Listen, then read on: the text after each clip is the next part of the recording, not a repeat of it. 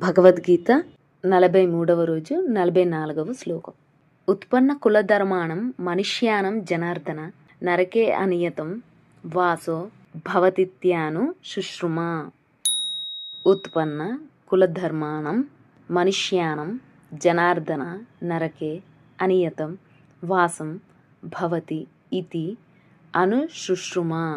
జనార్దన ఉత్పన్న కులధర్మాణం చెడిన కులాచారములు గల మనుష్యానం మనుజులకు నరకే నరకమునందు అనియతం అనంతకాలం వాసః నివాసము భవతి కలుగుచున్నది ఇతి అని అనుశుశ్రుమా ఆలకించుచున్నాను.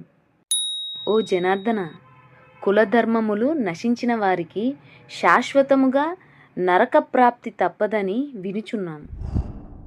అర్జునుడు 40వ శ్లోకం నుంచి 42వ శ్లోకం వరకు కులఘాతకము వర్ణ సంకరము గురించి చెబుతూ దాని కంటిన్యూటీలో ఇందులో ఏమంటున్నాడు అంటే, ఓ Janardhana, we hear that those who have lost their caste religion will inevitably go to hell.